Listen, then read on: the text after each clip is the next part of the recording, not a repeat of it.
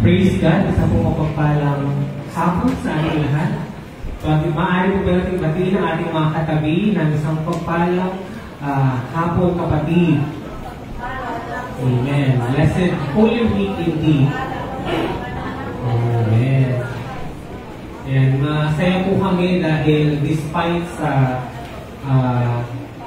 init sa labas at sa kagustuhan natin na mag-out of town at mag-outing dahil na for long weekend, ay pinili niyo po na magpunta sa simbahan po natin para makinig ang salita ng Diyos. Amen! Praise God. I know there's so many temptation for us to enjoy the Holy Week by going to the beach or to the mountains and exploring the nature, pero narito po tayo na mas inuna po natin ang ating Panginoon at doon pa lang po ilang tagumpay na po tayo. Amen! Praise God.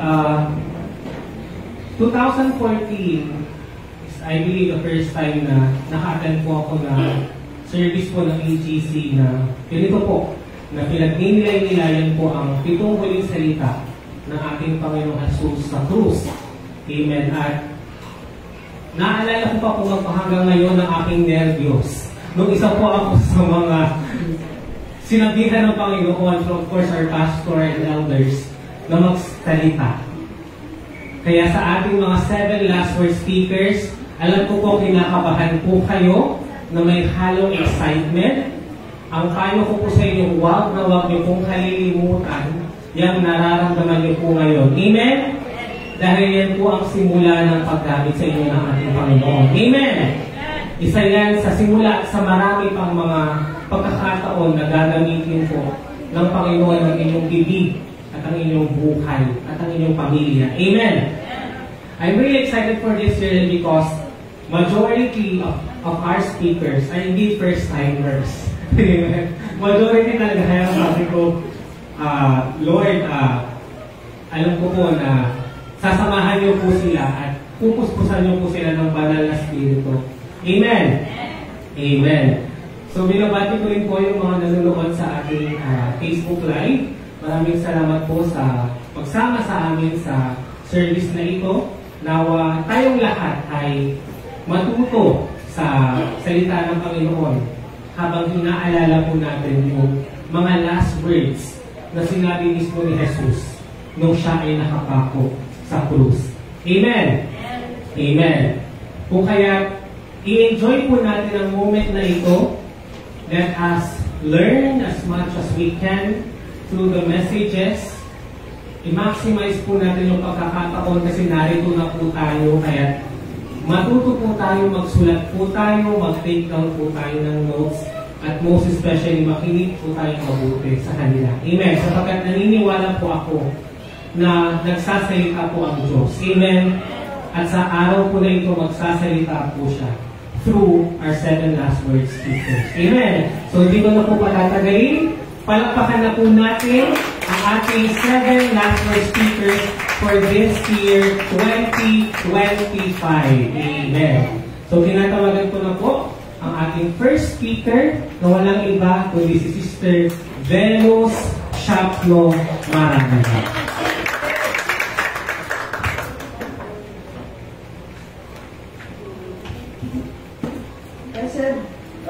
Good Friday po sa ating lahat.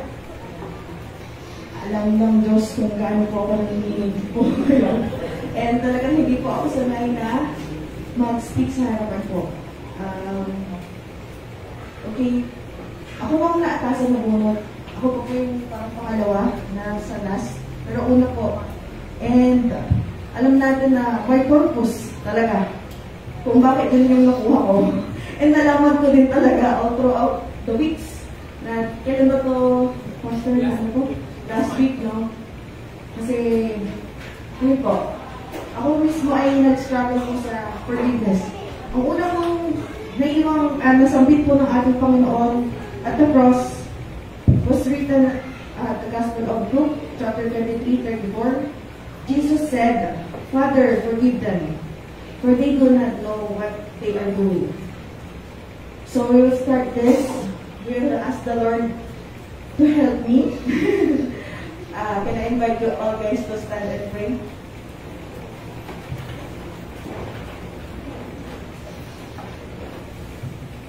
Our Father in Heaven, maraming salamat po, Panginoon, sa araw na ito at sa pagkakataon, Panginoon, na gamitin mo. Alam ko po na hindi nagkamali si Pastor. Kasi, dahil ikaw po ang nagsabi o nagbulong sa kanya na isa po ako gamitin, and I am privileged, Lord God, and I surrender, Lord, na i-take po itong pagkakataon na ito na isang way po to serve you, Panginoon. Please, Lord God, fill my hearts with your Spirit, Lord God. Fill my mouth, Panginoon, with your words, Lord God. And sabay-sabay niyo po sana kami, Panginoon, na himukin, Panginoon, at i-transform ang mga puso namin and i-renew, Panginoon, ang pagkakakilala namin sa iyo at pagkakakilala namin o pagkakaunawa po, Panginoon, sa mga salita po yung binitawan niyo, sa 7 last words po on the cross. We ask this to Christ our Lord. Amen.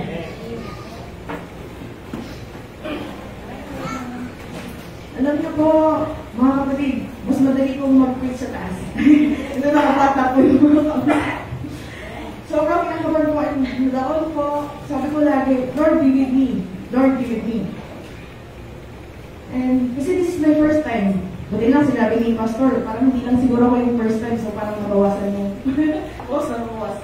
Pero salamat po ulit, Panginoon, sa pagkakataon nito. And we'll start this. Do you remember that time po kami na nasaktan po kayo? Ano po yung nangyari doon sa pagkakataon na yun? Alam niyo, hindi ko po alam kung kanina naiiyak na ako, sabi ko, Lord, di po restore, naiiyak na ako. And I ask also prayers, Lord, kagaya ng itinuro sa akin ng Panginoon dito, na prayers are very powerful. Inas ko ang aking mga spiritual friends, Pastor Jose, at saka yung mga friends si G, at saka Tere, to help me na bigyan ako ng wisdom ng Panginoon kung paano ko ba ito maisabi sa inyo, ma-impart kung ano pa naman alam niyo po. Sabi ko nga, mas magaling pa Lord yung mga nandun dito, tapos kasali ako. Pero sabi ko, kanina, I was convicted to, ito ba yung time to share? Sabi ko kasi, nung una kong nakakita to, Panginoon, paano ko to i-comment o paano ko sasabihin? And I said, I think I shared that maybe through a testimony. I asked the question kanina, kung naalala niyo po yung pinakamasakit na nangyari sa buhay niyo. And I know, and I believe na walang maliit o malaki na nararamdaman natin, hindi yun lang yan. Ikaw, mas magalap ko sa ito eh. Diba? Oh, pero, kung ito-compare natin talaga sa Panginoon, diba? Oh, kahit movie lang yung The Passion of the Christ, it has shown how Jesus, talaga no, parang niyuraman talaga dinunyan. Pero bring back to that, I will testify. Alam nyo, ang dami mong sinulat. And salamat sa Panginoon dahil, kaya pala hindi ko ma-summarize. Hindi ko ma-summarize. Ang hirap kong dinanas ng Panginoon. And ang tinuro niya sa atin dito, ang unang tinuro niya talaga sa atin dito, primarily, is forgiveness. Pagpapatawad po. Tayo po lahat ay Kristiyano, tama. At may moment po kasi ako sa buhay ko. Sabi ko kanina sa prayer ko, Lord, I surrender. May point po ako sa buhay ko na sa totoo hindi ko po alam kung naalala po nung gumawa sa akin na ginawa niyo ba akong mali? Bago po ako noon. And I was physically abused po. And bilang ako siguro sa mga iba, dami naman ganun eh. Pero sa amin po, na nakaranas, ang hirap po. na makikita mo pa rin yung taong gumawa sa'yo nun. Pero, salamat dahil nakilala ko ang Panginoon. Siguro masasabi ko din na mother pa rin kasi siya. Siguro hindi niya din alam yung ginagawa niya. So, salamat na nakilala ko ang Panginoon. Nakilala ko ang naunawaan ko ang pagmamahal niya. Kaya nakapagpatawad ako. Napatawad ko siya. And sa pagpapatawad na yun, minsan, di ba, hindi ko alam kung anong definition ng pagpapatawad. Yung mga iba, forgive and forget. O yung mga iba, forgive and lumayo. Yung mga iba, forgive and reconcile. Ganyan. So, ang pinakamahirap talaga na ang forgiveness po, no? Kaya, nung nakita ko to, siguro number 1 ito, kasi pinakamahirap. Pinaka dapat tandaan. Kasi di ba kapag gumagawa tayo ng list, yung una at huli lang naman talaga yung madalas natin natatandaan. And salamat sa Panginoong Diyos dahil actually hindi pa po yung all glory to God. Salamat po sa courage, Panginoon, na na-share ko na yung tagal na rin po nun. And na-share ko lang po kanina sa iyo. And salamat, all glory to God na na-share ko sa inyo po sa mga kapatidan, mga kapatid ko po dito sa church na may ganun pong nangyari sa akin. Ang hirap po siguro kapag hindi ko pa napatawad kasi nandun lang naman siya.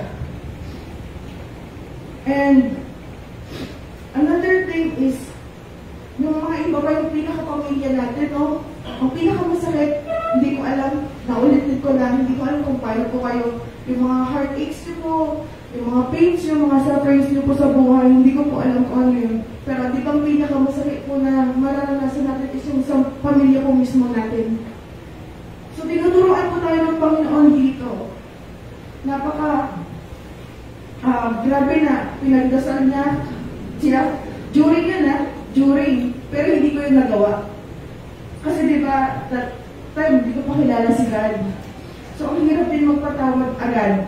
Pero ang Diyos natin, iba talaga siya. Hindi siya tao, talagang Diyos siya. Talagang during the time na gano'n, yung ginagawa sa Kanya, napinawa siya sa cross and all. Ang daming sugat. Sa movie nung makikita yung ang daming sugat, daming latay. Pero nagawa niyang ipagdasal. So, ang hirap po magpatawad kung sariling lakas lang natin ang magpapatawad ko, ang tutulong sa atin. Kasi yun po yung pinakamahirap gawin. Sabi ko nga dito sa isang sulat na sabi ko, minsan, i-advise mo sa kaibigan mo, patawarin mo na kasi. Pero ikaw mismo, kapag may kaaway ka, hindi mo matawad. Kaya yun, sabi dito naalala ko, siguro kaya natin sabihin na mabuti tayong tao. Kasi para mas madali lang mabuti kaysa magpatawad. Kaya huwag sana natin kalimutan ang itinuturo ng Panginoon na magpatawad tayo.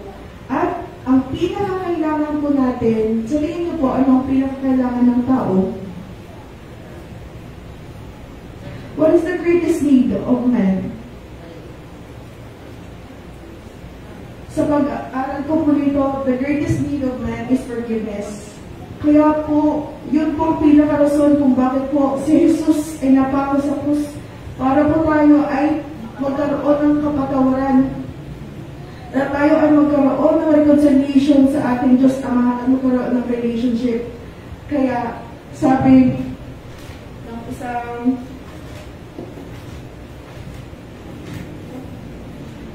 po ni Robert Jeffress, forgiveness is always difficult, always talaga, and often illogical, but it's the only remedy God offers to heal our hearts. At masasabi ko po, nasabi ko sa Biblia na at alam po ng Diyos na kung ano po natin kailangan. Naalala niyo po yung man na nasabi po sa Bible na dinala po ng mga kaibigan at nasa roof po.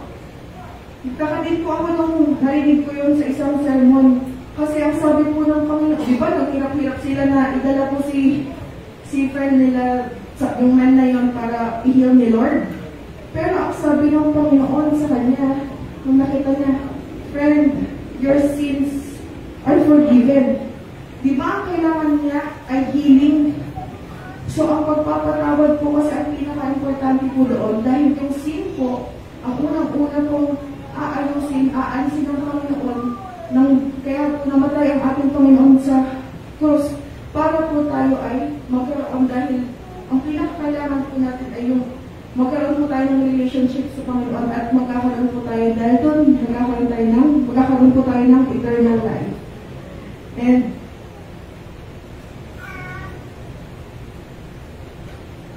may 3 points po siguro akong masasabi doon na yung dito sa na-research ko. Ayan, magagamit ko na learn yung mga na-research ko. Sabi nga, dahil din sa, di ba sa buhay, Facebook, ano po yung nakikita natin sa Facebook? Yung mga nasa road rage po, yung mga nagbabaril po, self-entitlement po. Kung compare po natin ang tao sa man, self-entitled ang man na parang, oh, kasalanan mo, nagawa mo sa traffic, babarilin na agad. Tapos, ang pintura ng Panginoon ay mag-humble. Di ba hindi naman po niya nilipan ang kanyang sarili sa krus?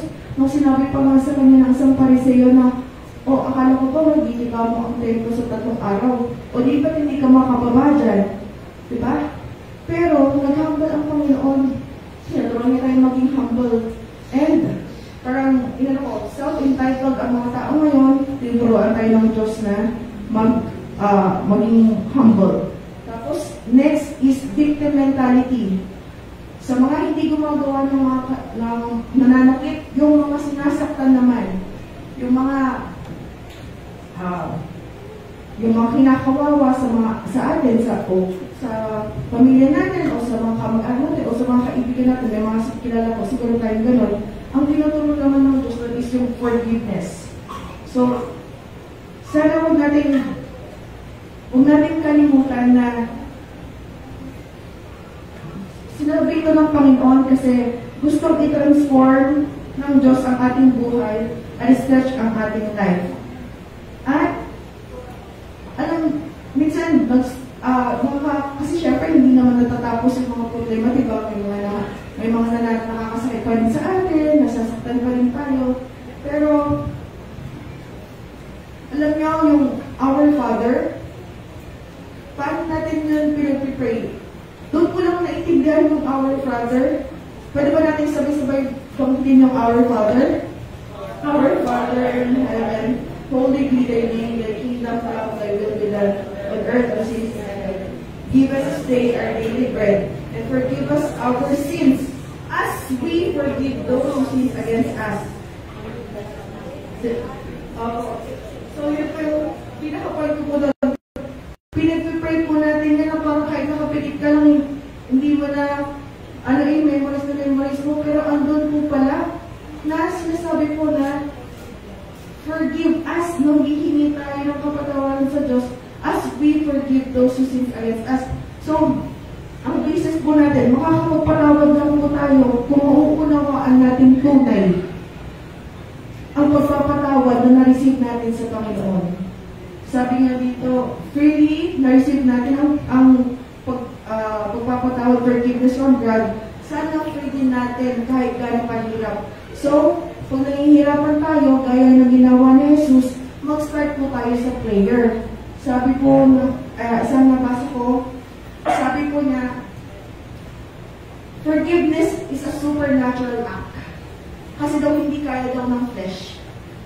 Kasi ang hirap. Kasi ang flesh po, guys, sa science, sinaral, survival mode po. Pag nilalabanan tayo, lalo tayo lumalaban.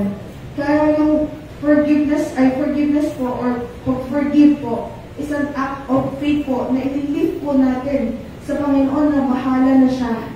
Siya na ang bahala, magpapatawad ako kasi nakareceive ako ng kapatawaran.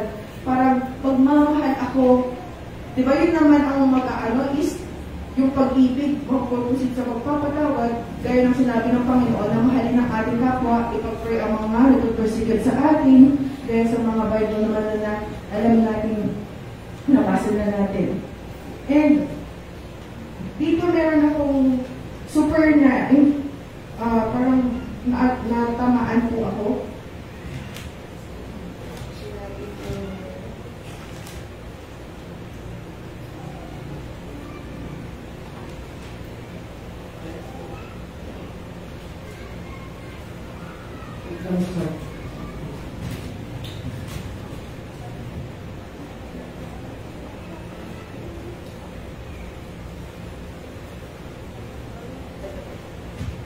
When we surrender our life to Jesus, we affirm that we be like Christ.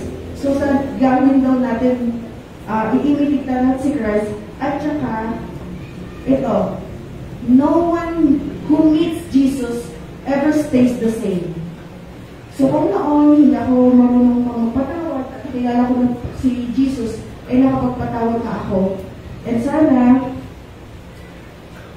gayon din po tayo lahat na nakarinig po ngayon.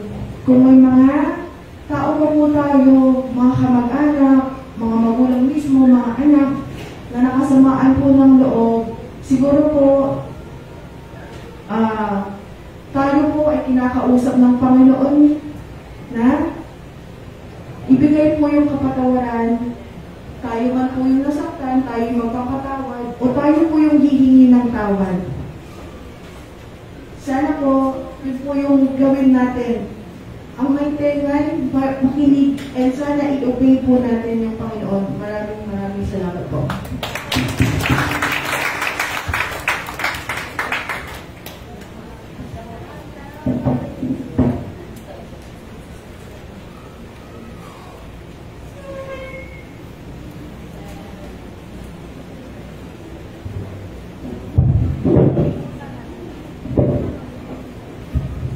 Amen. Hallelujah. Praise God. Kanina pa, si Sister Ben, kanina pa siya nilinervous. Ako, since nung nabunutan kami dito, hindi na ako makatulog. Kasi, noong una, akala ko nakalusot na ako. Doon sa Sunday, naalis si Pastor Lee na mag-message. Sabi ko, pangalan ko. Tapos si Pastor Lee, sabi sa akin na si Mami Agnes na praise ko. Sabi ko, thank you Lord, kasi hindi na ako nakasama. Pero, sabi ni Lord, ibigyan ulit kita ng ministry. Amen. Praise God. Hindi pa rin ako nakalusot kasi kasama pala ako sa 7 Last Word. Amen. Praise God. Yung talaga nung una, mula nung nabunutan kami dito talaga hindi na ako mapakali, na ninenervyos hanggang ngayon, ang buto-buto na namin nalaman ko. Siguro ang kulang ko man ang tapat na aircon, pero yung tangay ng Sister Imelda na may aircon, siya ni ang mambulod dala min siya. Praise God. Pero, sabi nga ni Pastor Noel nung Sunday, di ba, dapat hindi ka handa, dapat handang-handa. Amen. Praise God. Kasi kasakamahan naman po tayo ng ating Panginoon. Amen po. Itong ginawa ko, sabi nga ni Sister Imelda, hindi ka rapod po tayo ginawang Sister Pilar. Praise God. Pero sabi ko nga, hindi lahat yan. Praise God. Magandang hapon po sa ating lahat. God is good. And all the time. Amen. Praise God. Salamat Panginoon sa araw na ito na kami po, ako po ay nakasama sa iyong 7 Last Word, Panginoon, Lord God. Yes, Lord God.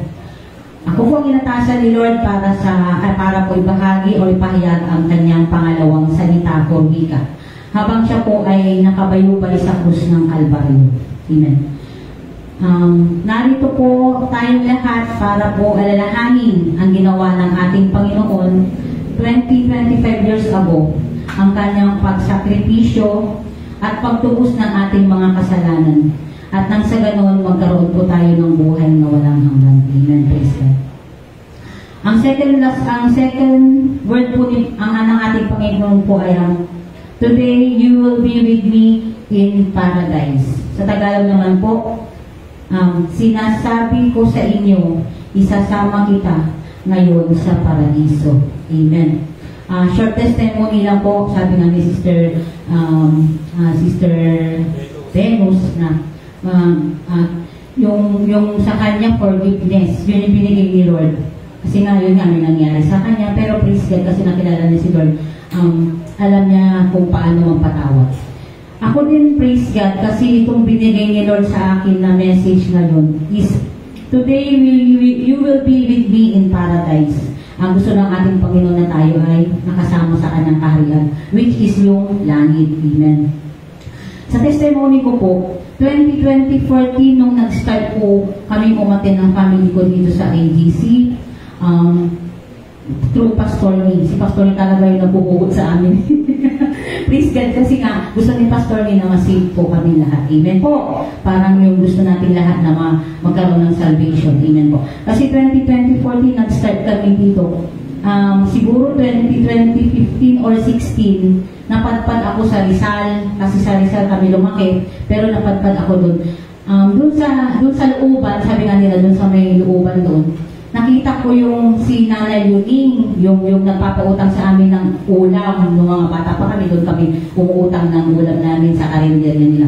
Praise God, kasi doon sa daanan, nakita nila ako, nakita niya ako. Sabi niyo, Yaling, akapasyar ka Rizal, sabi niya. Sabi ko, opo, Nanay Yuning, sabi ko. Akala niyang papasyar, hindi na Nanay Yuning, sabi ko. Pero si Nanay Yuning that time, hindi na po sila nagtitinda ng karinderya kasi matanda na sila. Umupo kami dalawa doon sa may parang daanan. Praise God, kasi that time, ang dala kong Bible ko is yung maliit na blue. Yun. Sabi ko, Nanay, kumusta kayo? Kumustahan? Okay, alabat aling, sabi niya. Pero, makulawak lang, tatakto na lang. Sabi ko, praise God. Tapos nung nanarinig man siya na word ni Lord, gabayo, sabi ko.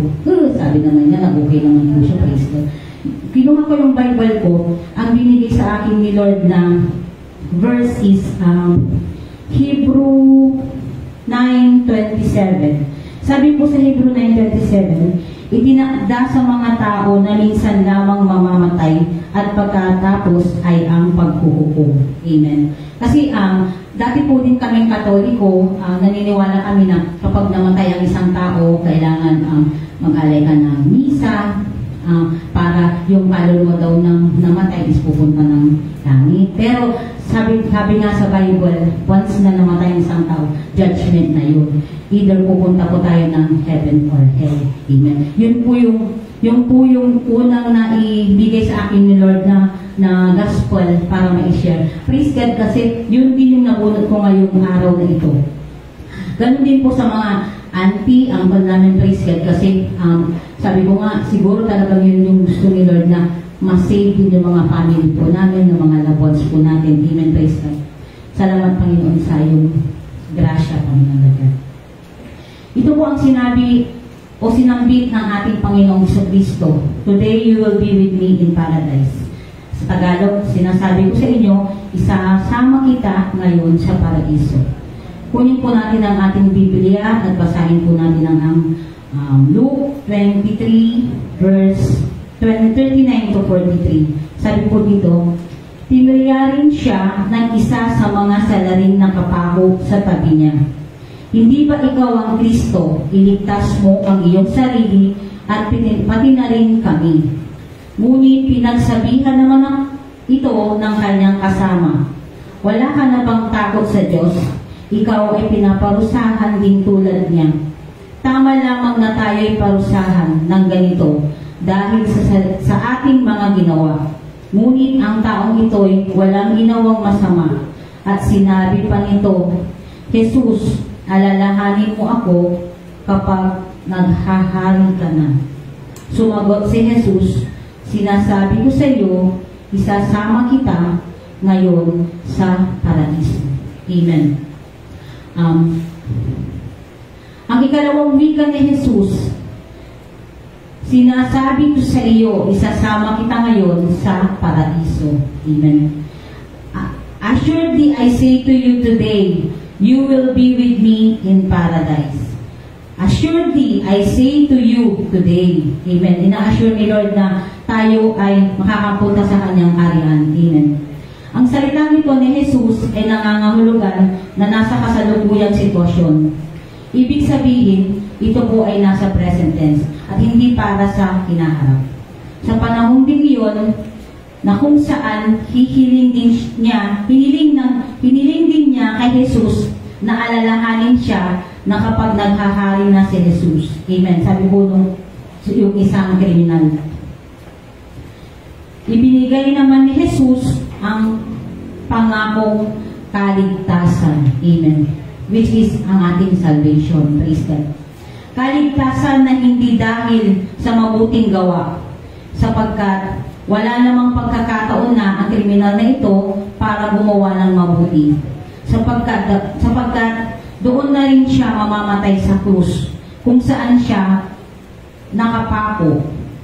Hindi rin sa pamamagitan ng relihiyon, sapagkat kung wala na siyang panahon para gumawa ng mabuti, mas lalong wala na siyang panahon para humanap pa siya ng pangkat na sasamahan upang gabayan siya sa pananampalataya. Amen. Paano niya nakamit ang kaligtasan? Sapagkat itinuon niya ang kanyang buong pagtitiwala kay Jesus. Sa makatuwid, ang kaligtasan ay nakakamit sa tunay na pananampalataya kay Jesus. Amen. Tayo po ba ay naniniwala kay Jesus? Amen. Praise God. Tayo po ba ay nagdadoubt pa kay Lord pag may problema tayo? Nagdadoubt pa ba tayo kay Lord? Hindi na. Amen. Kasi naniniwala tayo by faith, nasasamahan tayo ng ating Panginoon. Amen. May problema man tayo, wala. Masaya man ang buhay, hindi. May pera man o wala. Andiyan pa rin ang ating Panginoon. Amen po. Dahil sa ating pananampalataya. Sabi sa Efeso chapter 2 verse 10,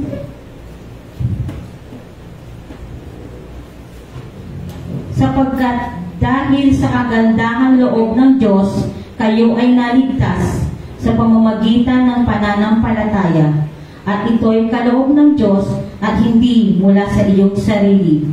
Hindi ito bunga ng iyong mga gawa, kaya't walang may pagmamalaki ang sinuman. Kung ano tayo ngayon ay gawa ng Diyos, at sa pakikipag-isa natin kay Kristo Jesus ay nilikha niya tayo para sa mabubuting gawa na inihanda niya noong una pa man upang gawin natin. Amen. Ibig sabihin po nito, mga kapatid, walang sino man sa atin ang karapat-dapat sa kaligtasan.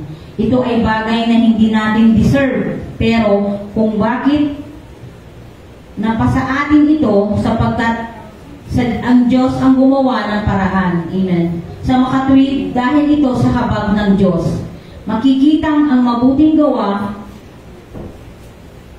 ay sumusunod lamang sa kaligtasan. Ibig sabihin nito, walang magagawa ang mabuting gawa para makamit natin ang kaligtasan. Sapagkat ang kaligtasan ay makakamit natin sa pamamagitan lamang ng ating pananampalataya. Amen. Ang posisyon ngayon ng mabuting gawa, ito ay bunga ng pananampalataya na meron tayo kay Jesus. Ibig sabihin nito, hindi tayo gumagawa ng mabuti para maligtas. Kaya tayo ay gumagawa ng mabuti sapagkat tayo ay ligtas na. Pangakong kaligtasan, ito ang mensahe ng ating Panginoon sa kanyang ikalawang wika. Amen. Praise God. Suriin natin ang dalawang kriminal na nakapako kasama ni Jesus. Ang isa ay kinukutya siya. Ibig sabihin, hindi niya kinikilala si Jesus, ngunit ang isa naman ay nagpakumbaba sa kanya. Inihakalimbawa sa atin ito, unang kriminal na ito, ang tamang pagtanggap kay Jesus. Ang tamang pagbabalik sa Diyos nagsisimula sa pagpapakumbaba. Amen. Sabi nga po sa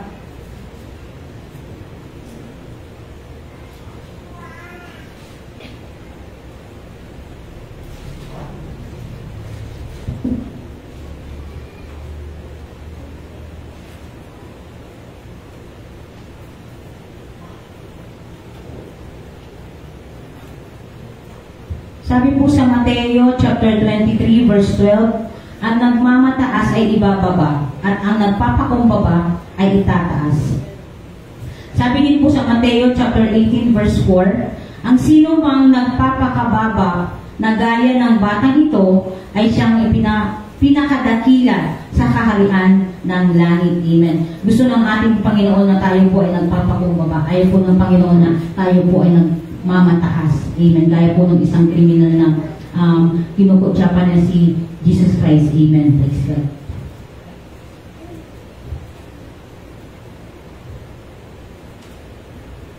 Ngunit ang isa naman ang nagpakumbaba sa kanya.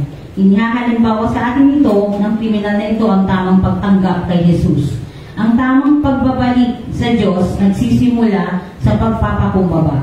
Kaya naman agad din niyang nakamit ang pangakong kaligtasan mula kay Jesus.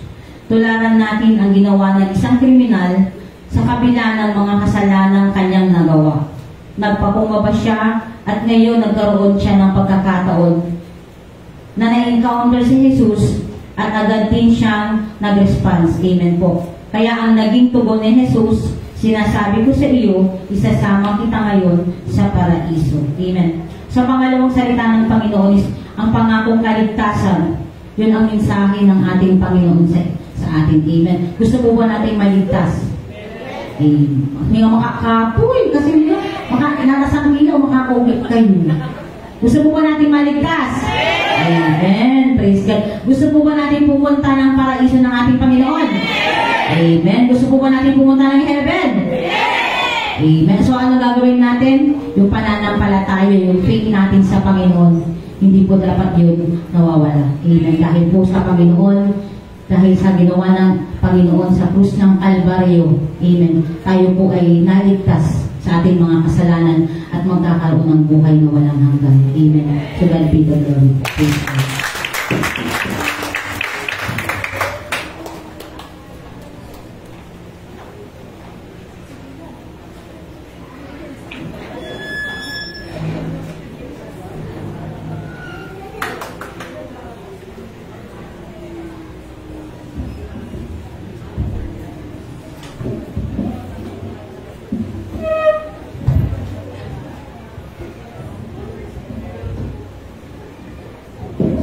God po, magandang hapon sa ating lahat.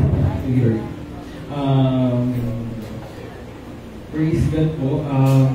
Thank you, Lord, na ako po si Gab. Ako yung Pastor Nuez, hindi nakakaalam. Ang binigay po sa akin ni Lord na word, binigay sa akin ni Lord, si Lord, na ibibigay ko po sa inyo, na bibigyan ko kayo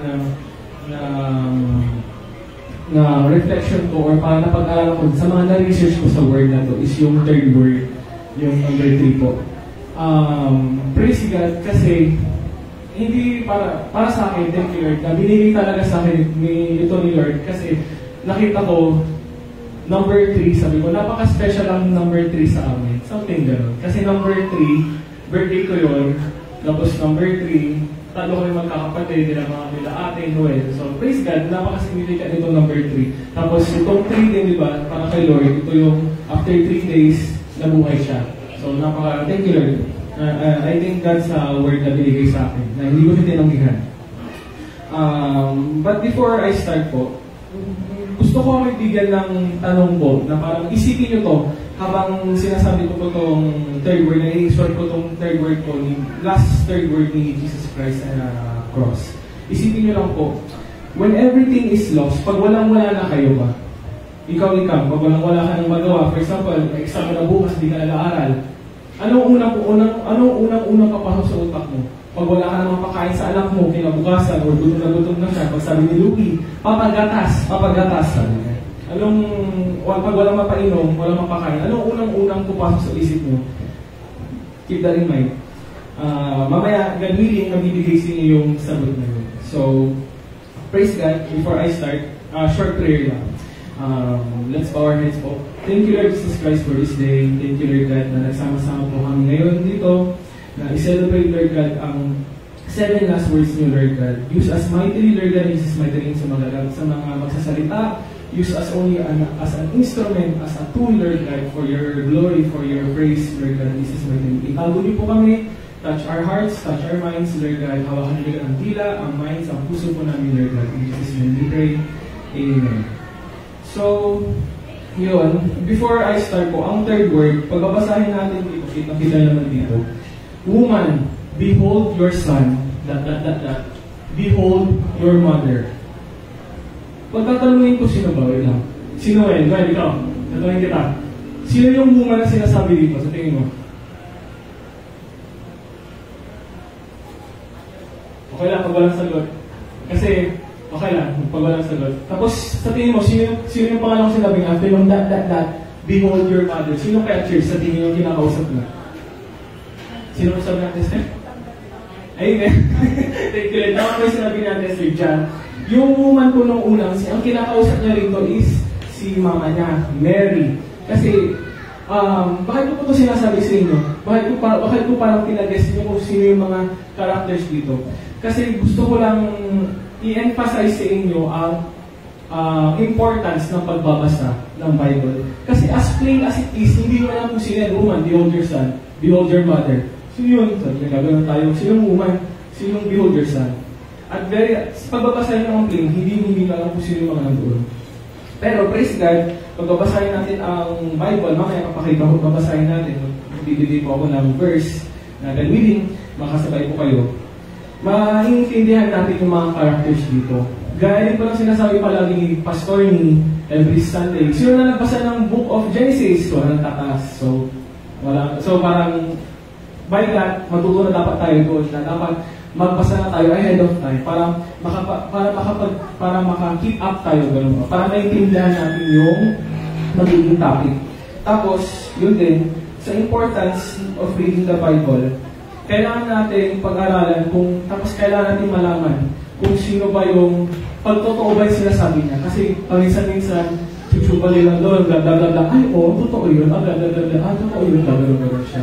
Kaya maganda rin yun na bilang isang Christian, parang ito-double check natin, ipa-fact check pa yun. Ganun gagawin natin palagi. So, yun pa yung importance ng reading the Bible. So, also din pala, fun fact din, if tatanungin ko po kayo, sa tingin niyo po ba na itong 7 last words po na sineselebrate po ba natin? Sino magandang tanongin? Si Sir Ian. Tanongin si Sir Ian. Sa tingin niyo po ba, sir, na dire-diretso itong sinabi ni Jesus to? Amen. Hindi. Hindi ito dire-diretso na, for example, ang first word ni Tita Venus is forgive them for they do not know what they are doing. Hindi gano'n yung, for example, dito siya, Lord, forgive them for they do not know what they are doing. Wala. Lord, pangalawa niya pala is, on this day, you will be, from this moment, diba, you will be with me in heaven. Yung pangalawa. If sasabihin ko sa inyo, hindi dire-diretso yun sa Bible. Tinanong ko rin si Papa kasi nung minsan. Sabi niya, Pa, meron ba talagang 7 last words sa Bible parang in-emphasize? Sabi niya, hindi. Sabi niya, gumulong siya, ha? Gumulong ako. Bakit po pa kaya? Sabi niya kasi, nakakala kong 7 last words dito sa Bible. Yun yung importance na sinasabi ko sa inyo. Pag hindi niyo alam pag hindi kayo nagbabasa, ang akala niyo itong 7 last words, dire-diretso sinabi ni Jesus Christ, pero hindi. Gutay-gutay yan na sinabi niya, nahati yan doon sa forecast doon sa doon, yung birth, death, and resurrection of Jesus Christ, which is Matthew, Mark, Luke, and John. Dito mahahanap yung 7 last words. Hindi lang, for example, sa Book of John, nandun agad yung 7, hindi. For example, sa Book of Matthew, nandun agad yung 7, hindi. Meron ka makikita sa John, Luke, Matthew, ganon. So, yun yung importance. Kaya kailangan natin magbasa ng Bible para maintindihan talaga natin yung flow ng 7 last words. So, praise God. Yan po. Magtatapon na ulit tayo ngayon sa third word na. Kasi, fun fact lang yung nabibigay ko sa inyo pag sa mga hindi nakakalam. So, ang third word po natin is mahanap sa John chapter 19, verse 25 to 27. Ang sabi po doon, ang sabi po English, near the cross, if mabasahin po, near the cross of Jesus stood his mother, Mary yun, his mother's sisters, Mary, the wife of Clopas, and Mary Magdalene. So, ibig sabihin pala, dito sa verse na to, mayroong tatlong Mary, pero kung natin sino mo yung tatlong Mary na yun. Ang importante dito yung mama, which is yung mother of Mary. 26 naman po, when Jesus saw his mother there, si Mary yun, and the disciple whom he loved, standing nearby. Praise God, yun yung sinabi ni Auntie Esther kanina. God bless you, Auntie Esther. Alam niyo po yung sagot. Na si John yun. Sinasabi dito, the disciple whom he loved, standing nearby, he said to her, si Mary na naman to, sinabi ni Jesus kay Mary, ito yan, woman, here is your son. Sinabi yun yung sinabi ni Jesus Christ kay Mary. Pangalawa naman, 27, and to the disciple, si John, sabi niya, here is your mother. From that time on, this disciple took her into his home. So, yun yung magiging basis ko rito. Yung sinasabi ko po sa inyo kanina, na ang third word, makikita sa John. Pero pansinin nyo kayo, sa si Tita Aling, ang second word niya, nasa Luke. Diba? Kasi nasa Luke yun. O, wala siya sa John, nasa Luke. So, praise God. Butay-butay siya. So, yun yung importance. If babasahin natin ang Bible, malalaman natin kung nasaan Luke. So, yun. Praise God. Tapos, yun. Punta po tayo sa background. Ngayon, alam na natin yung scenario nangyari. Si Jesus, nasa taas, nasa cross na. Tapos sinabi niya kay Mary, for example, si Mary, Mary, behold your son. Tapos tumingin siya kay John, hindi niya sinabi John, sabi niya, behold your son. So magtataka kayo, bakit niya sinabi ito? Ganun yun. Short testimony lang pala before I go there. Pinagtawanan ko pa si Gabriel kay Jesus, nung nalaman ko, I am thirsty yung nakuha niya mamaya. Uy, mahirap yan, Eureka, mahirap yan. Kasi siyempre tinatakot ko siya first time eh. Tinatawag siya, uy, mahirap yan. Tapos malaman ko na lang pala sa akin, napunta yung yung woman, behold your man, behold your son, behold your mother, pambira, sabi ko. Nakarmaan ako, sabi ko. Kaya ngayon, pero, all glory to God naman. Kasi si Lord yung bibigay ng sagot sa akin. Sorry, Lord. So, yun. Pag iintindihin natin yung background na nangyari doon, bakit niya kaya sinabi? Di ba, in other words, pag as plain as it is, parang kinutusan niya pa si John, tapos si Mary, na sinabi niya kay Mary na, oy, ito yung anak mo. John, ito yung mama mo. Bakit niya kaya sinabi yun? Bibigyan ko kayo ng background kung bakit ganito. Kasi di ba sinasabi ni Papa palagi, in order para mag-gumawa ka ng message or para ma-fact check mo yung mga sinasabi mo yun. Yung mga sinasabi ng pastor, meron ka dapat yung natawag na yung background, yung theological background, tapos meron pa, messianic, gano'n. Basta marami ka dapat i-check para malaman mo kung ano nangyayari dito. So, isi-share ko po kung bakit sinabi na yun, itong third word na to, kay John, tapos kay Mary. Kasi, sa mga hindi nakakaalam po, sa Middle East, or at this time, I'm sorry for the word, ang mga babae po, para silang item lang. Ganun yung word. Ganun yung, itatak nyo sa utak yun, na parang, pag nawala yung may-ari, bahala yan. Walang parang left for the taking yan. Parang walang mag-aalaga dyan. Ganun yun. Ganun ang mga babae. Kaya di ba, pansinin nyo nung, sino po nakakakilala kay Lazarus? Yung nilikha ni Jesus Christ na namatay. Kilala niyo po ba yun? Amen. Thank you, Lord. Si Martha tapos si Mary. Yung kapatid ko si Lazarus, Martha, Mary. Nung namatay si Lazarus, iyak sila ng iyak. Malungkot sila sobra. Yes, given the fact na meron na rin silang mourning, kasi syempre sino bang hindi iiyak pag nawalan ka ng mahal mo sa buhay, syempre. Pero meron pa rin deeper inside, which connects to Mary, kaya sinabi ni Jesus to. Kasi, pag nawala ang lalaki sa bahay, matik yung mga babae ngayon, pamamigay, parang yun, sinasabi ko kanina, magiging item lang sila. So, yun, parang, syempre, si Jesus Christ, nung sinabi niya nung alam niya mamamatay siya, kasi at this time, keep in mind church, wala na si Joseph, yung asawa niya. Si Mary, di ba? Mary and Joseph. Tapos, si Jesus na yun. Si Joseph at this time, nung pinakon si Jesus, wala na si Joseph. So, parang ang nagtayong man of the house, si Jesus. Ngayon naman, nung namamatay si Jesus, syempre, may iwan si Mary. So, yun, ang ginawa niya, kaya niya sinabi kay John, tapos kay John na, here is your mother, alagaan mo siya. Kaya diba sabi sa 27, sa John 19:27, from that time on, this disciple, si John to, took her into his home. Parang inalagaan niya, siya nag-alaga doon. So yun yung background, so yun yung rason kung bakit sinabi ni Jesus yun, kay Mary, tapos kay John. Tapos, lilipat naman po tayo doon. Ngayon, alam natin yung background kung bakit na sinabi yun. Ngayon, isi-share ko naman po yung nakita ko pong revelation kay God na pinag-pray ko po. Yung mga deeper meaning or yung mga lessons na nakuha ko po dito. Naalala niyo po ba yung sinabi ko po, ang first lesson ko pala, sorry. Ang first lesson ko po na nakita ko doon sa third word na ito, Jesus already planned ahead. Ganun siya na tao, ganun siya na God, na pag kayo, ang iniisip niyo, college pa lang, ang iniisip niyo kung anong kakainin niyo bukas, si God, iniisip niya na kung magiging trabaho mo, ahead na siya, ahead na yung iniisip niya para sa'yo. Diba? Gets niyo?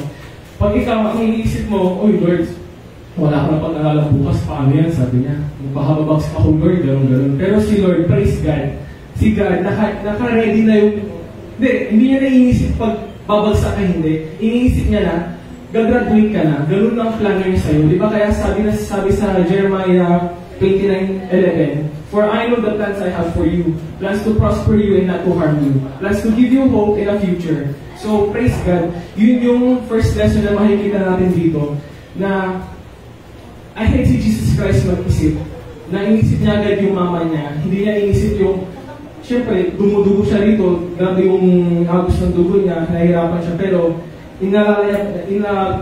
nakapag-isip pa rin siya ng plano para tulungan si mama niya. So, praise God. Yun yung first lesson, Jesus plans ahead. Kaya wag kayong mag-aalala. If you think na ang iniisip nyo is para bukas pa lang si Jesus Christ, si God, ang plano niya sa'yo, decades pa, naka-ready na yung decades na yun. Hindi mo na kailangan problemahin yun kasi si God, ahead na siya sa'yo, nag-iisip. So, praise God. Ang last but not the least na lesson na nakuha ko po dito.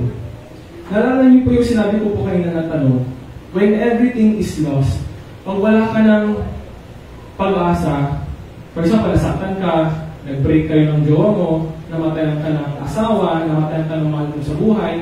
For example, mahal sila mga papa, syempre masakit naman kung para sa amin nila gawin yun, nila ate. Anong unang-unang papasok sa utak mo?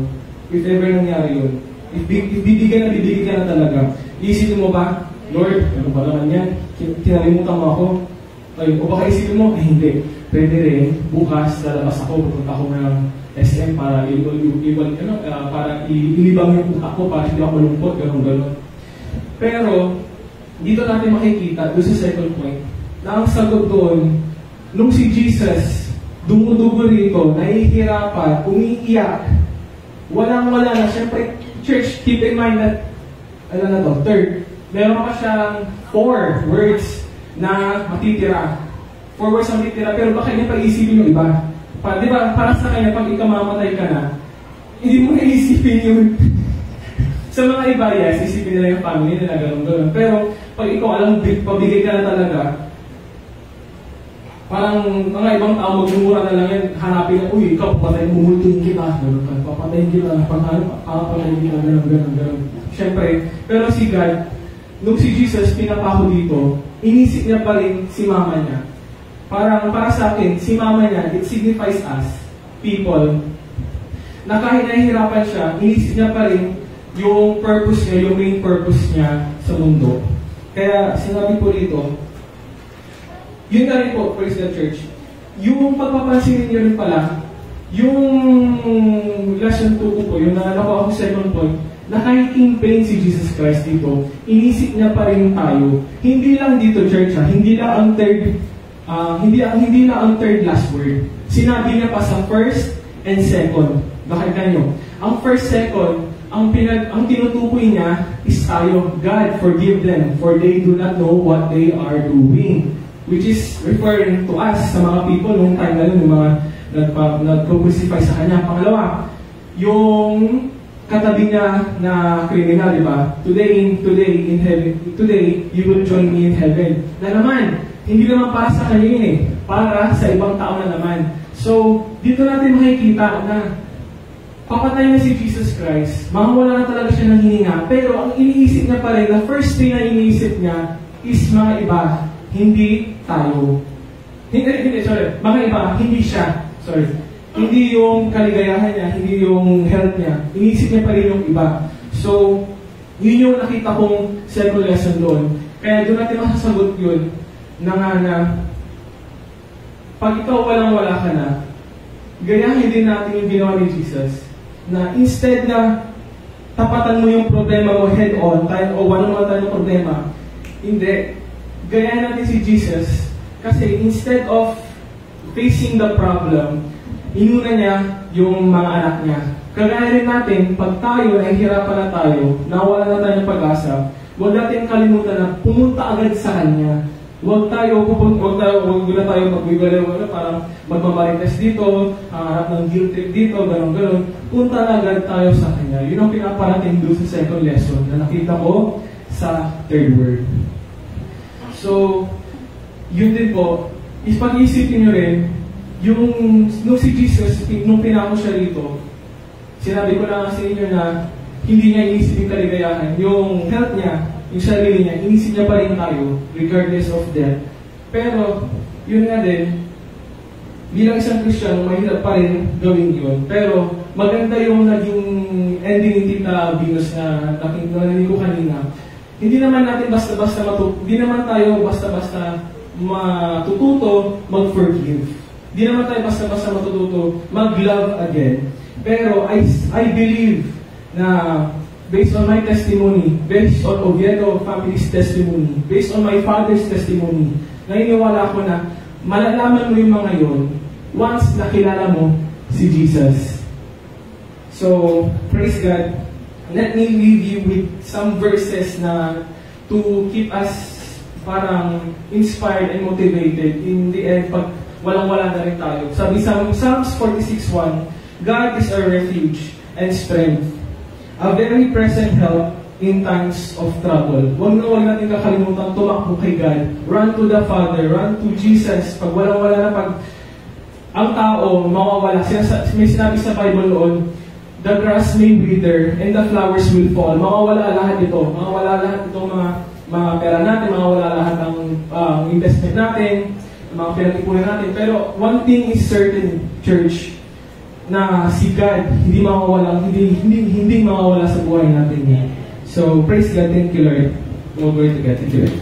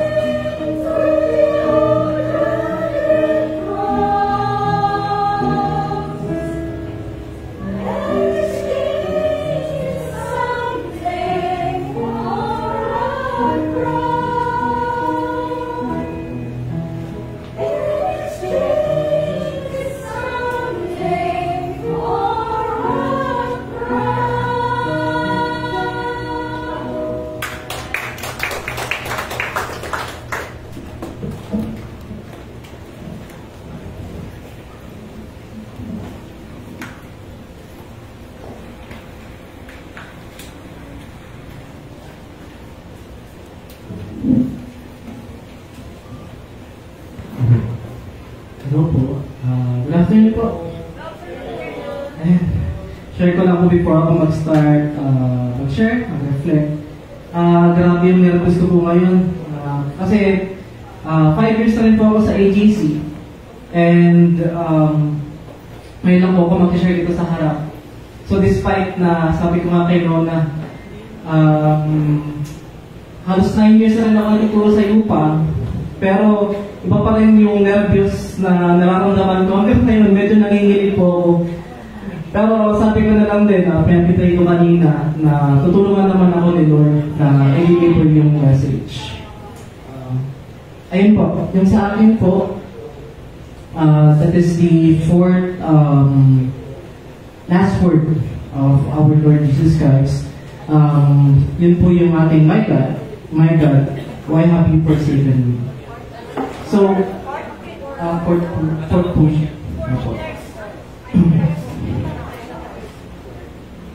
Ayun po. So, nakikita po yan sa Matthew chapter 27 po. Ayun po. So, medyo ano po siya, medyo mysterious. Actually, yung sinabi rito ni Jesus Christ kasi parang iba yung dating. Dito, parang nakakaramdam ng takot, nakakaramdam ng abandonment si Jesus dun sa last moments niya habang siya ay nakapako sa krus. Parang reflection ko po rito, parang ganun din po tayo. At the worst moment of our life, tayo rin po ay nakakaramdam ng takot. Minsan, nararamdaman din natin na tayo ay parang iniwanan ni Lord. Parang ganun. Ayun nga po, konting problema lang, parang nagtatampo na tayo kay Lord. Lord, bakit hindi ako pinagbigyan? Lord, bakit hindi nyo tinupad yung aking panalangin? Diba sabi nyo pagka mananalangin, ibibigay yan sa'yo. Diba? Konting, kung hindi na pagbigyan yung prayer, wala na, magtatampo na. Mag-aano na yung faith natin. Nung ako din po, hindi po ako ma-attend dito sa AGC, especially hindi pa po ako nakaka-attend ng church. Madali pong maano yung faith ko po dati. Especially nung nung ako po ay college. Namatay si father ko biglaan. I was second year college student noon. Tapos, yun nga po, biglang namatay si father namin. At siya lang po yung source ng income ng family namin. Kaya parang at that moment, talagang naano po yung faith ko. Bakit po di nyo kami iniwan? So, ayun po, parang sobrang bigat po yun sa akin doon, nung namatay si father. Kasi parang lahat ng parang responsibility sa family sa akin po napunta. Estudyante pa lang po ako noon. Kahit na gustuhin ko pong tumulong, hindi rin po ako makakaano. Kasi ang gusto ko pa rin po at the end, matapos yung pag-aaral. Pero yun nga po, the point, parang at that moment, ayun po na parang na-abandon ako ni Lord. Ganun din po yung nangyari kay Jesus nung siya ay napako, parang nakaramdam din siya ng abandonment na parang iniwan siya. Pero actually, na-research ko po, na ito palang sinabi ni Lord Jesus Christ is something na ano na siya, nabanggit na sa Old Testament. Nabanggit po siya sa Psalm 22. Ayun po, let me read the verse po. Sabi po sa Psalm 22, my God, why have you forsaken me? Why are you so far from saving me? So far from my cries of anguish. My God, I cry out by day, but you do not answer. By night, but I find no rest. So yun po yung unang talata doon sa Psalm 22. So kita naman po natin na nagdadasal ako sa umaga hanggang sa gabi, pero bakit hindi niyo po ako pinapakinggan? So yun po yung nasabi ni Lord dito. Pero ang maganda rin po, after nung pagkatapos nung unang talata, there is hope. Basahin ko po yung pangalawang talata. Ito po ay magtatapos sa tagumpay pa po. Ito po yung second na verse. Yet you are enthroned as the Holy One. You are the one that Israel praises. In you our ancestors put their trust. They trusted in you, and you delivered them. To you they cried out and were saved. In you they trusted and were not put into shame. So, ang ano po rito ni Lord is, despite nasabi niya po yun na bakit niyo po ako iniwan, there is hope. There is yung suffering na nangyayari sa Kanya, it will bring salvation to us. Yung paghihirap niya po rito, yung Kanyang naramdaman na takot as a human din, ay magtatapos sa salvation ng humankind. Ayan. So, additional reflection po, ayun po, ang naano ko rin po dito, God has a bigger plan, even in silence. Kahit na minsan siguro parang nag-prayer tayo, nag-prayer request, parang hindi agad nag-grant, so feeling natin parang silent si Lord, wag po tayo mangamba. Si Lord, may ginagawa siyang bigger plan for us. Ayan. Also, faith isn't the absence of doubt. It is choosing to trust even when it is hard. Ang reflection ko rin po, dapat po mas lumakas yung faith natin kung kailan yung natetesting tayo. Dapat doon po tayo mas nananalangin, doon po tayo kumakapit kay Lord. Ayun po. And yun din po, another reflection is, my reflection din po is, pag tayo po ay nanghihina, lumapit lang po tayo kay Panginoon, sa ating Panginoon. Hindi man po agad-agad na magagrant yung ating prayer, yung ating hinaing, but let's trust the Lord, yung Kanyang plano po.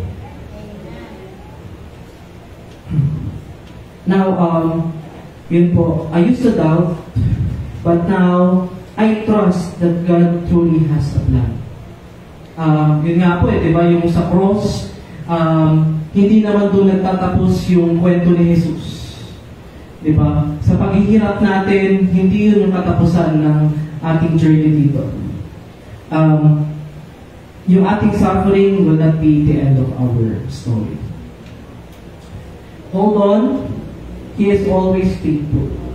Yun lamang po. To God be all the glory. Thank you.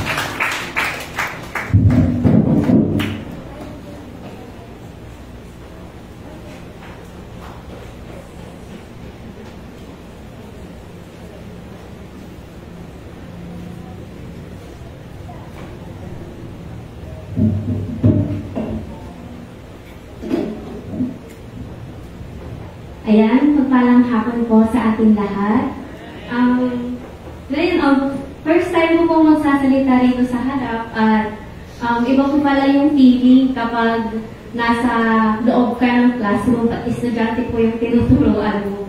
So, ang word po na nabunod ko po ay ang I thirst.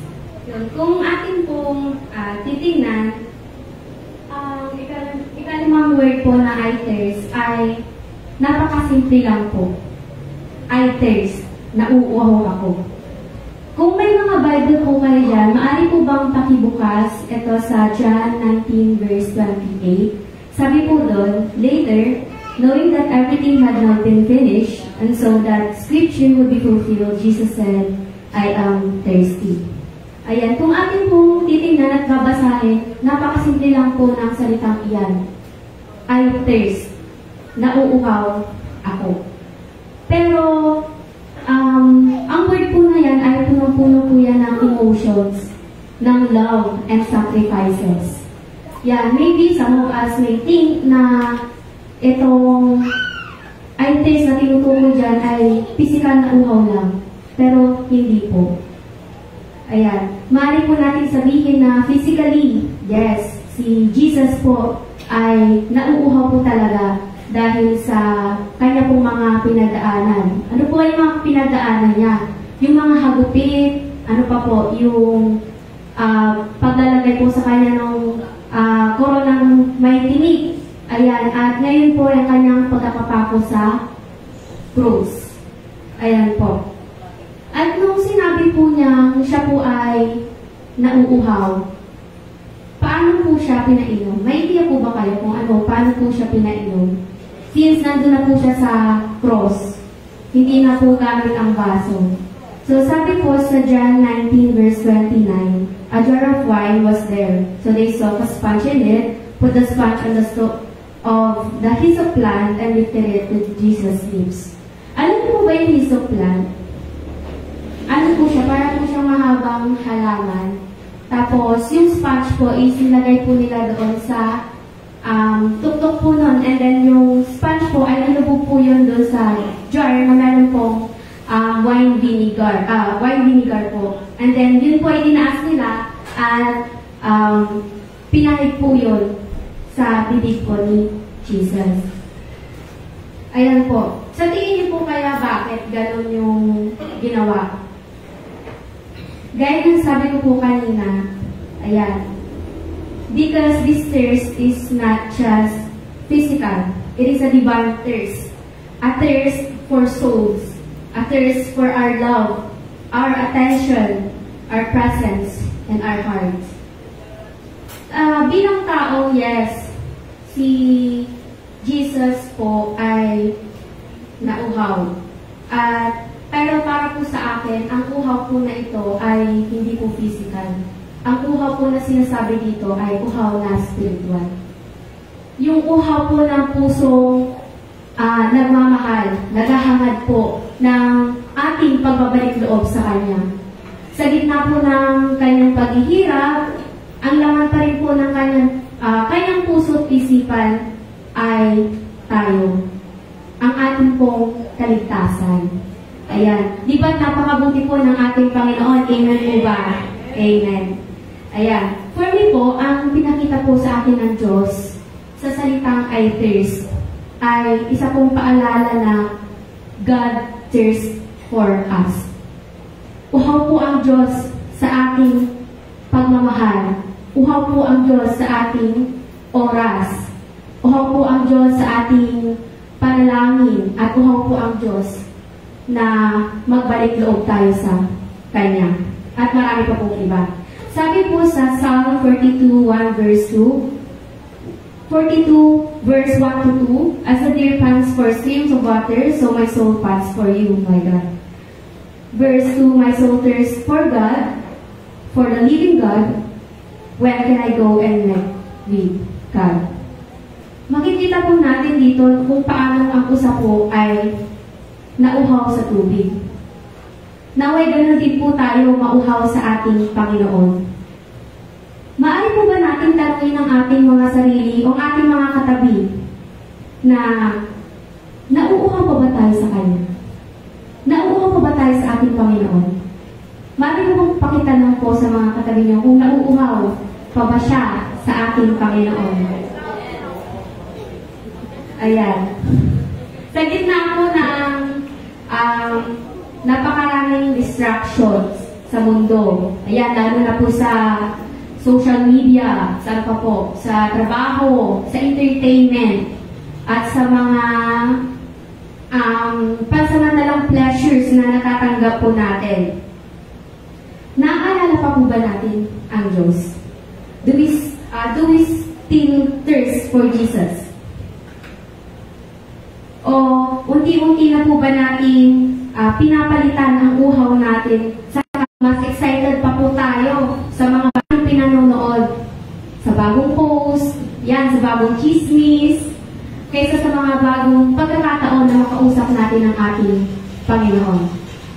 Pero ang nakagugulat at nakahihiya rin po na kahit gaano tayo madalas na lumimot o lumayo at lumamig po sa ating Panginoon, si Jesus, hindi pa rin po siya magsasawang mauhaw para sa atin. Hindi po siya sumusuko sa atin. Araw-araw, uhaw pa rin po siya sa love natin. Ayan. Kung naniniwala po tayong uhaw kay Jesus, kung alam po natin siya lang po ang makapupuno sa puso natin pagod at wasak, buksan mo natin ang ating mga puso. Maaari ba natin sabihin mula sa puso natin na, Lord, I thirst for you too? Maaari po ba natin sabihin yan sa ating Panginoon na, Lord, I thirst for you too? Tayo ba ay uhaw na sa ating Panginoon? Or tayo ba ay uhaw na sa ating Panginoon? Amen po. Sabi nga po nung nakaraang linggo po, hindi po sapat ang pwede na. Kailangan po pwede na. Hindi sapat ang sakto lang. Hindi sapat ang konting dasal lang. Konting oras lang. Konting pagbabalik loob lang. Kailangan po buong puso at buong pagkatao. Kasi si Jesus, nung nagmahal po siya, minahal niya po tayo, hindi naman po siya nagbigay o nagsabi na pwede na. Hindi naman po niya sinabi na konti lang muna kasi baka hindi sila deserving. Hindi po ganoon. Ang binigay po ni Jesus sa atin ay lahat. Walang kulang, walang kondisyon. At ngayon naman po, siya po ay nauuhaw hindi sa tubig, kundi sa buo po nating pagkatao. Sabi po sa Revelation 3 verse 20 reminds us, Here I am, I stand at the door and knock. If anyone hears my voice and open the door, I will come in. Sabi niya. Hinihintay po tayo ng ating Panginoon na buksan po ang ating mga puso.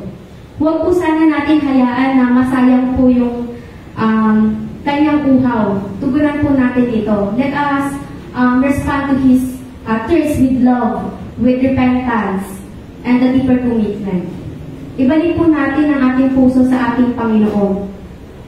At gaya na sabi sa Matthew 5 verse 6, Blessed are those who hunger and thirst for righteousness, for they will be filled. So, sabi doon, ang sino man pong nauuhaw sa ating Diyos ay hindi niya pababayaan. Tanungin po natin muli ang ating mga sarili.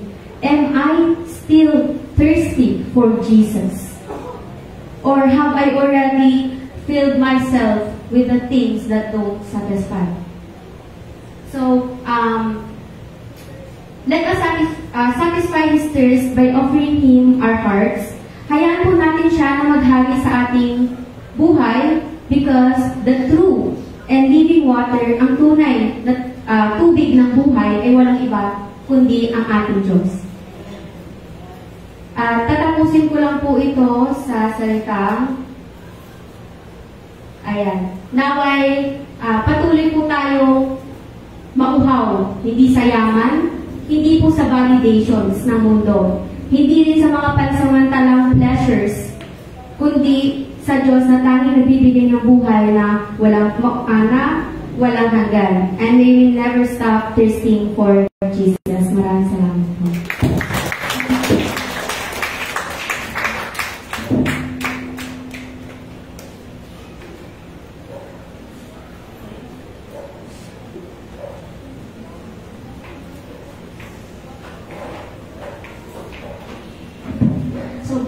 afternoon po sa ating lahat muli. At first time ko lang din po mag-speak po dito sa 7 Last Word po. And praise God kasi ang natirang papel ng Sunday po is 6 last word ni Jesus. So praise God. So for the 6 last word of Jesus on the cross, ang sabi ko is, it is finished. Babasahin ko po yung buong verse po ng John 19:30. Jesus, after having the sour wine offered to him, says, it is finished. Or in the Greek word po, tetelestai. Then bow his head and gives up his spirit. Ang tetelestai po, yun nga po, it is finished.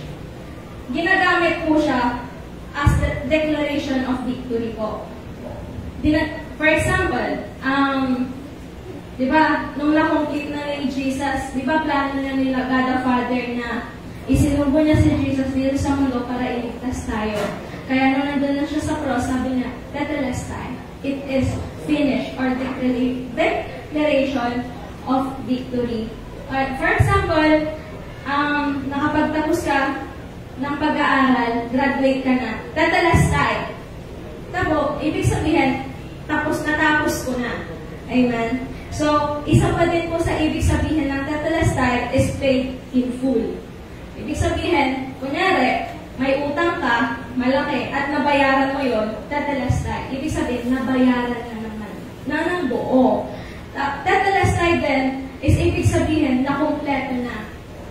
So, nung sinabi na ng Panginoong Jesus sa cross, it is finished, hindi lang sinabi niya, okay, tapos na. Sabi niya, kumpleto niya, nagwagi siya, nabayaran niya na ng buo. Walang isang tao sa mundo na hindi niya nabayaran ng kasalanan. Amen. Lahat tayo dito sa mundo, hanggang sa future generation, nabayaran na ng Panginoon ang kasalanan ng tao. Amen. So, it is finished. Pag may ginawa tayong sobrang pinaghirapan natin, yun yung masasabi natin, tetelestai. Sobrang sarap sa pakiramdam. Once na nakapagtapos sa pag-aaral, mga graduate student po, ganyan, yung mga mag-graduation na mag-graduate. Sobrang sarap sabihin sa tao na, tetelestai, tapos na ako, di ba? Kasi pinaghirapan niyo po yun pinaghirapan niyo yun. Kaya, doon sa nararamdaman mo, how much more doon sa nararamdaman ni Jesus, natapos niya na. Bago niya matapos yun, ano mga pinagdaanan niya? Nag-suffer siya, di ba? Inano siya ng mga tao, pinagmumura siya. Lahat ng masasakit na pwedeng iyan ng mundo sa kanya, naranasan niya. Amen. So, sa hirap ng pinagdaanan ni Jesus, kontrolado niya lahat. Kaya kahit na alam niyang magsasuffer siya, masasaktan siya, hinayaan niya lang na matupad ang prophecy na yun. Iniwan niya pagka-Diyos niya. Ginawa ni Lord yan dahil alam niya mahal niya tayo. Kahit sobrang dumi natin. Amen. Sobrang makasalanan natin, dahil sa sobrang makasalanan natin, hindi niya pa rin hinayaan na tayo yung magbusa. Hinayaan niyang siya yung mahirapan at magdanas ng dapat para sa atin. Sinalod niya lahat ng yun. Natapos ni Jesus yung purpose niya kung bakit siya pinadala dito sa mundo. Ano nga ba yung rason? O ano yung purpose kung bakit siya pinanganak dito sa mundo? Para iligtas tayo. Para yung paghihirap na dapat sa atin, para yung tayo dapat yung ipako sa krus. Yung mga pinagdaanan niya, dapat tayo yun. Pero anong ginawa niya? Ang ginawa ni God the Father, isinubo niya yung kaisa-isa ng anak na si Jesus para lang sa atin. Kaya yung ginawa ni Jesus, yung pagpako sa kanya, plano na talaga ng Panginoon yun. Mula umpisa, hindi lang nung nabuhay sila Eva at Adan, hindi lang yun. Nung hindi pa ginagawa ang mundo, alam na ng Panginoon at plano ng Panginoon yun. Kasi God is all-knowing God. Amen. Alam niya na magkakasala ang tao. Alam niya na siya mismo ang magbibigay ng offering para sa mga kasalanan natin. Ipaalala ko lang din yung story ni Abraham. Kasi diba, sabi ni Lord kay Abraham noon, kung mahal mo ko, isubo mo, i-offer mo sa akin ang anak mong si Isaac. So si Abraham, syempre nalungkot siya, nasaktan siya, pero hindi siya nagdalawang isip na i-offer ang anak ng si Isaac. Nung papunta sila sa bundok, dala-dala ni Isaac yung kahoy na pang-alay ay i-offer ni Abraham para kay Lord. Pero hindi niya alam na si Isaac yun. Pero nung iaalay na ni Abraham si Isaac, di ba dala-dala yung kahoy? Pero sabi ng Panginoon, huwag, ganun. Kasi nalaman niyang, na willing siya na ialay ang anak niya. Kaya ang nangyari, si God mismo nag-offer ng ram para i-offer ni Abraham sa kanya. So, yung ginawa ni Isaac na pag-akay or pagdala ng kahoy, kasi siya yung offering, ganun din yung ginawa ni Jesus. Nagdala siya ng malaking krus gawa sa kahoy, kasi siya yung i-offer. Amen. Yung mga tao nakakakita nung sinasaktan, inaapi si Jesus, yung mga tao nakakita kay Jesus, kung paano siya nahihirapan, may mga taong nalungkot, naawa, may mga taong natutuwa, pero hindi nila alam, isa yun sa mga plano ng Panginoon. Nung nakita ni Satan na ipapako na si Jesus sa cross, akala niya matatalo niya si Jesus. Akala niya matatalo niya ang Diyos, pero hindi niya alam na lahat ng yun, plano ng Panginoon para matalo yung plano ni Satan. Tapos na ang laban, panalo tayo. That the last time. Gaya ng sabi ko kanina, hindi nabuo or hindi natapos yung plano ng Panginoon nung pinanganak sila, ay nung nabuhay sila, Batadan, na plano na ng Panginoon yun nung wala pa ang mundo. Itong plano ng Panginoon, hindi lang ito nag-uumpisa nung pinanganak si Jesus or hindi lang ito nag-uumpisa nung nabuhay tayo. Nag-uumpisa ito nung pinakaunang panahon na hindi pa nabubuo ang mundo. Natalo ng Panginoon ang kasalanan at ang kalaban. Natalo ng Panginoon lahat dito sa mundo, mga pinagdaanan niya. Pinagtabuyan siya, dinuraan siya, naranasan din niya yung mga problemang nararanasan natin ngayon. Kaya gusto ng Panginoon na sabihin sa atin, tinapos ko na yan. Amen? Tinapos na ng Panginoon, kaya dapat hindi tayo mapanghinaan ng loob. Dahil lagi natin isipin, tinapos at pinagdaanan ng Panginoong Jesus yan. At dito sabi sa Hebrew 10:14, sabi dito, For by one offering, He has perfected forever those who are being sanctified. Ang sabi dito sa verse na to, dahil daw sa ginawa ni Jesus na pag-offer sa sarili niya, ginawa niya na daw tayong perpekto sa mahabang panahon. Sabihin natin sa katabi natin, perpekto ka na. Alam niyo kung bakit? Dahil sa ginawa ni Jesus sa cross.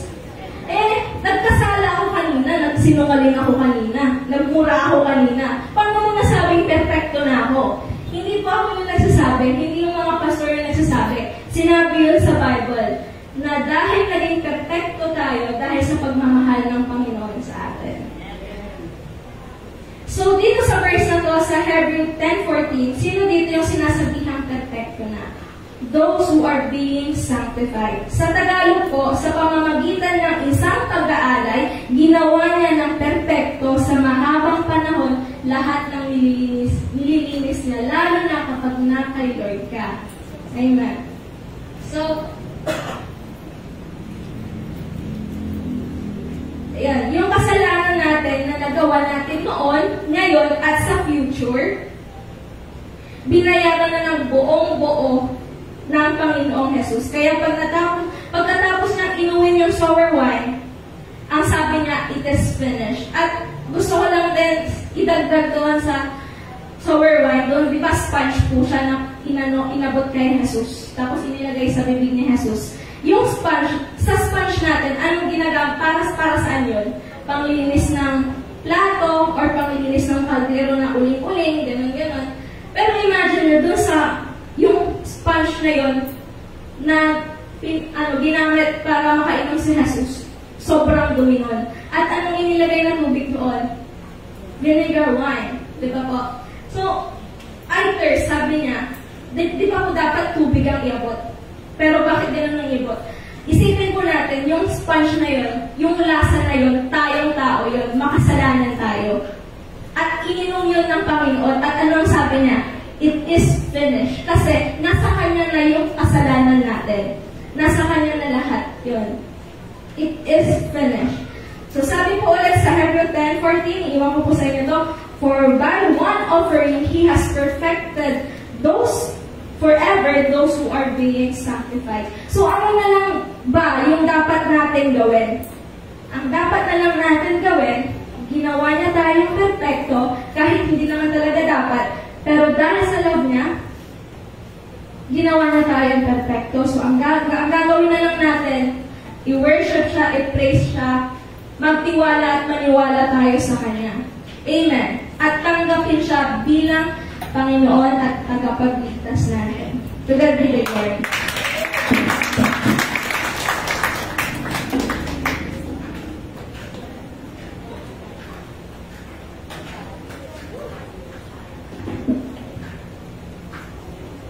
Isang mapagpalang hapon po sa ating lahat. Are we blessed? Amen. Amen. Naantok na po ba tayo? Ito na po yung last. Okay? So, yan po. Sabi po sa Luke 23, verse 46, Father, into your hands I commend my spirit. Sa Tagalog po, Lucas 23, verse 46. At sumigaw si Jesus ng malakas, Ama, sa kamay mo ipagkakatiwala ko ang aking espiritu. Pagkasabi nito, nalabot ang kanyang hininga. Ayan. So ito na po yung pinakahuling salita ni Jesus bago po siya mamatay.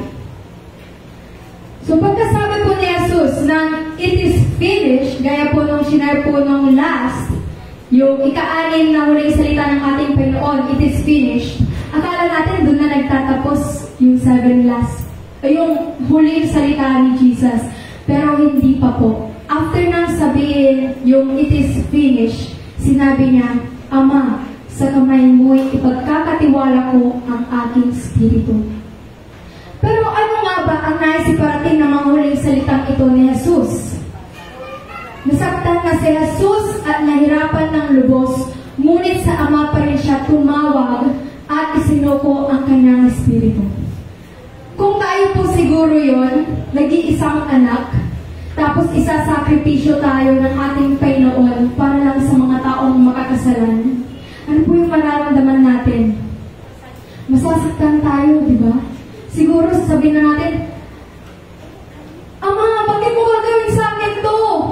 Yung mga taong yan, magkakasalanan yan, bakit mo ko isasakripisyo sa kanila? Hindi nila deserve. Bakit sa dinami-dami lang pwede mong isakripisyo? Bakit ako pa? Baka nga kung tayo yan, itakpil na natin si Lord. Di ba? Pero sa Jesus, hindi. Magmula umpisa hanggang huli, bukang bibig niya pa rin ang Ama. Amen po? Sarap po ba ng sopas? Ayan. Alam niyo po, sa totoo lang, akala ko din ng una talaga, it is finished yung pinakauna yung binanggit ni Jesus. Kaya ang nagawan ko po ng message, it is finished. Pero nagkakamali po ko. Kaya ito nga po, ito yung pang-pitong huling salita ni Jesus. Ama, sa kamay mo'y ipagkakatiwala ko ang aking espiritu. Ayan. So ngayon pa nga lang, nakakaranas na tayo ng mga problema sa buhay. Grabe na yung sisi natin sa Panginoon. Sasabihin natin, bakit mo hinayaan mangyari sa akin to? Bakit mo ko hinahayaan? Bakit mo ko pinapahirapan? Pero si Jesus, hindi niya sinabi yun sa ating Panginoon. Amen po? Amen. So, ang aral na maaari po natin mapulot dito sa verse na ito ay, trusting and surrendering to God is the beginning of victory. Tama po yung narinig nyo. Victory o katagumpayan. Kapag tayo ay nahihirapan, huwag po tayong sumuko sa buhay. Sabihin nyo sa katabi mo, huwag kang sumuko. Kain ka lang. Ayun, huwag kang sumuko sa buhay. Isuko mo ang iyong buhay sa Panginoong Diyos. Amen? Amen. At yan, nag-search pa po ako para madagdagan po yung isi-share ko sa inyo kasi nahiya naman po ako sa mga nauna sa akin. Ang haba po ng mga share nila. Kaya ito po, nabasa ko sa Google, yung verse na Luke 23 verse 46, it signifies the end of his earthly ministry and the beginning of his eternal rest in the Father's embrace. Ibig pong sabihin, natapos na ang paghihirap ni Jesus, natapos na ang kanyang misyon, at sa kamay ng Ama, siya'y magkakaroon na ng kapahingahan. Amen po? Amen. At ganoon rin po sa atin. Makakatagpo at makakaranas din po tayo ng kapahingahan sa kabila ng mga paghihirap natin sa buhay kung isusuko natin ang ating buhay sa Panginoon hanggang sa huli nating hininga. Amen? Amen. So, hindi lang po sapat na alam natin tinapos na ni Jesus ang lahat ng problema sa pamilya, ng problema sa pera, ng problema sa kaibigan, ng problema sa anumang klase ng sakit, problema. Tinapos na ni Lord yan. Maging ang kamatayan. Amen? Amen. Hindi lang po nararapat na alam natin tinapos na ni Lord lahat ng to. Marapat lang din po natin malaman na paano sumuko sa ating Panginoong Diyos. Naunawaan po ba natin, church? Amen. So, aware na tayo na tinapos na ni Lord lahat ng mga yan, ng paghihirap natin. Kaya isurrender naman natin sa Kanya lahat ng ito. At maniwala tayo sa Kanya na mapagtatagumpayan rin natin lahat ng mga pinagdadaanan natin ngayon at sa mga susunod pa. Amen po? Amen. So, ang pagkakaalam ng karamihan, kapag namatay tayo, makakapagpahinga na tayo. Kasi gaya nga po nung dito sa verse, Father, into your hands I commend my spirit. And it signifies na kapag sinuko na ni Jesus yung buhay na kay Lord sa ating Ama, ay magkakaroon na siya ng kapahingahan. Pero lahat po ba tayo mararanasan ng kapahingahan yun? Depende po. Kung sinuko na natin ang ating buhay sa Panginoong Diyos. Kaya ngayon lamang po, huwag na po nating antayin na sa huling hininga po natin tatanggapin si Lord. Sa huling hininga po natin isusurrender yung buhay natin. Kundi ngayon pa lang, isumula natin ang ating buhay sa Kanya. Amen po? Amen? Amen. Hallelujah. So, yun nga po. Yung mother ko po, yung biological mother ko, share ko lang po. Patay na po siya ngayon.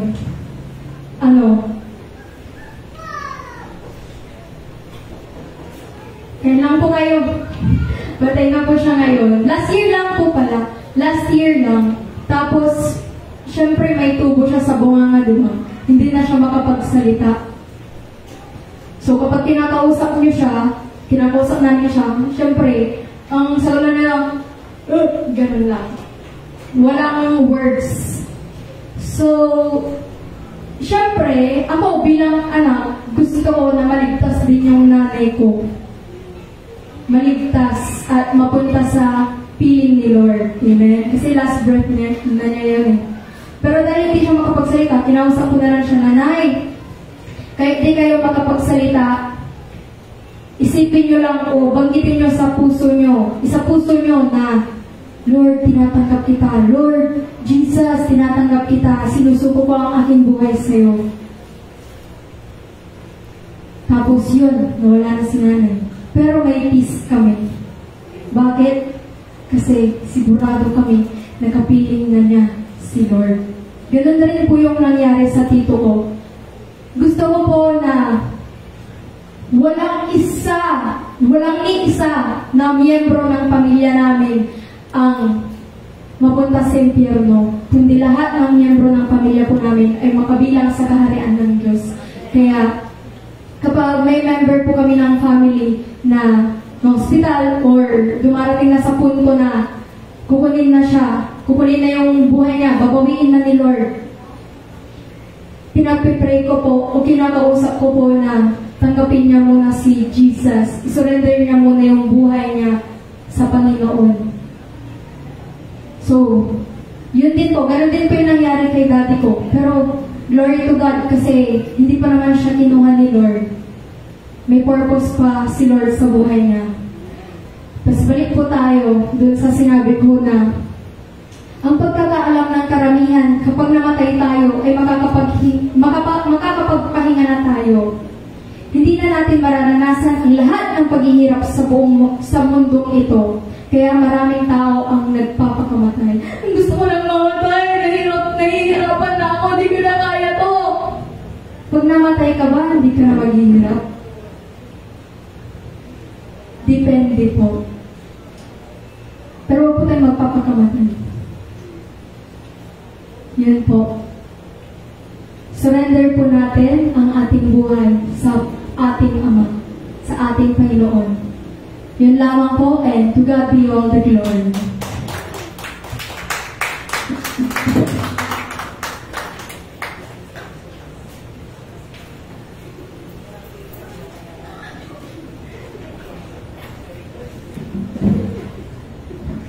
Praise the Lord. Palapakan po natin muli ang ating Panginoon. Amen. Hallelujah. Ayan. Nabusog po ba tayo sa salita ng ating Panginoon? At mas nabusog yung ating mga channel para mag-sopas. Amen. Sabi nga kanina ni Sister Pilar, gusto nyo bang maligtas? Amen. Gusto nyo bang maligtas? Sabi ko nga din, sana tinanong niya tayo din, gusto nyo ba ng sopas? Praise God. Sabi ko nga po, habang ginagawa po natin itong 7 last years po na ito, parang it is likened or para po masyang eulogy, amen, sa isang yumaong kapatid natin. Amen. Kaya nga ngayon kumakain tayo ng sopas. Ito madalas, yun po ang sinaserve pag tayo po ay sa last night. Ganon, at pinag-uusapan po natin yung namatay. Pero kinaibahan nito ay, yung pinag-uusapan po natin ay buhay. Amen. At naririnig niya po yung bawat nasa puso po natin at sinasabi po rin ng ating mga speakers na nagpagamit sa ating Panginoon. Amen. Praise God. So, alam ko po na nag-usap po ang Panginoon sa inyo sa pamamagitan ng ating mga 7 tagapagsalita na mas nagpalalim at nagpatibay at nagpalawak ng ating kaalaman patungkol sa 7 huling salita ng ating Panginoong Jesus sa cross. At tama po yung sabi nila na despite the fact and the truth na si Jesus yung mamamatay at nahihirapan o pinapahirapan, sa mga last moment niya, ang kabutihan pa rin natin ang kanyang iniisip at inaalala. Amen. Kaya tunay nga po na ang kanyang pag-ibig ay walang katulad. Amen. Walang katulad ang pag-ibig na ipinaramdam at ibinigay niya sa atin. That's why I always believe that God is love and He is the source of love.